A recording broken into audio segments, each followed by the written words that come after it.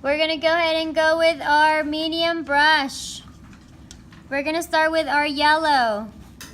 So now that you're on your second sheet of your diagram packet, your head sheets, we're going to load our brush with yellow. You're using your medium brush. You can use a sponge if you were to be doing this on a client. Okay? We're going to do a C shape. From the inside corner of the eye, we're going to go upward. Okay?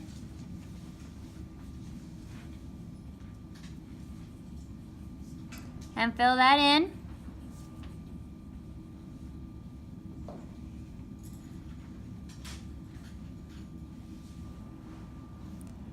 And then we're going to go downward. Let me reload my brush. We're going to go downward with it as well. You want your edges to be somewhat pointy.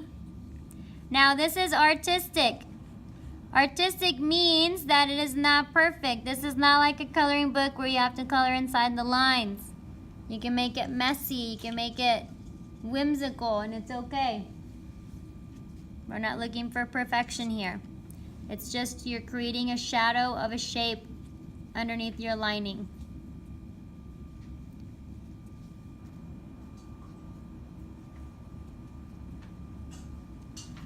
Okay, so from here, once you create your yellow, you're gonna come through with your orange. So from the outside corner of the eye, you're gonna go upwards and connect then that point of the yellow to the corner outside of the eye, and then you're gonna go down and do the same thing.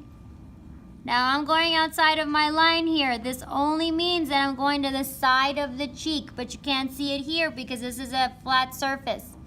If this image were to rotate, you would see the side of the cheek, and that's where this point would be. So this is where we would fill it in. Now if you're doing face painting, you want to make sure that the makeup is safe for around the eyes. There's some paint that is not. Okay, so you gotta be cautious about that. And if you needed to, if you don't have the paint that's good for the eyes, you can use eyeshadow. And instead of a brush, you can use a sponge for this. You're gonna go ahead and wipe your brush once you're done creating your design. And we're done with our big brush. You're gonna move on to your thin black brush and load it up with some black. And now we're gonna do our outline. Do not try to make it perfect. Don't grip the brush so hard that you shake and you mess up. Just let it go, let it flow, let the bristles go. Okay? I almost want to sing that song, right? Let it go. All right, from here, we're gonna go from the inside of the eye. We're gonna go slowly, gently up, and then we're gonna swirl up and do a C shape on the end.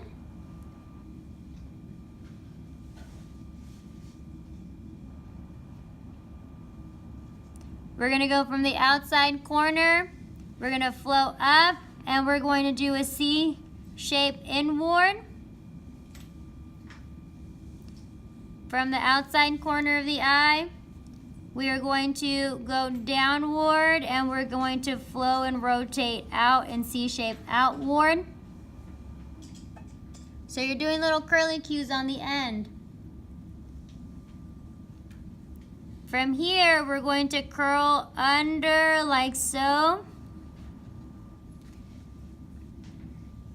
And then I'm going to work backwards and first do my curly cue underneath the eye and then bring it to the inside corner of my butterfly wing. Okay, you want to add a curly cue wherever you feel you need a curly cue. From here, we're going to go ahead from the top part of our wing. We're going to add a curly cue in and curl. And another one, curly cue in and curl just to close it off.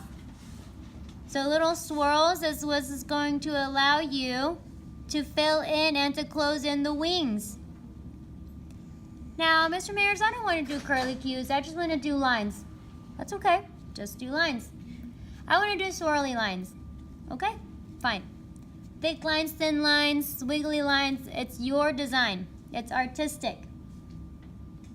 The more perfect you try to create it, the less whimsical, the less you it's going to turn out. You want it to be your art, not a copy of someone else's exact replica. Okay. So from here, we're going to create the head of the butterfly. So in the middle of the forehead, right between the eyebrows, or maybe above the eyebrow, depends on your client, you're going to do the little head of the butterfly, circular rotation. Then on the nose, you're going to do the body, so it's like a long triangle. You can make it slightly lopsided, again, making it nice and whimsical and artistic. Does not have to be perfect. Now, if the client is paying for perfect, then you give them perfect, okay? And then from here, you're going to do a little semi-question mark down. And then on the top, you're going to swirly big question mark up. Okay, right above your first question mark. On the sides, you can do in black, you can do white if you had little glitter. You can do your little dot with your star. Okay, you can do 3 little dots.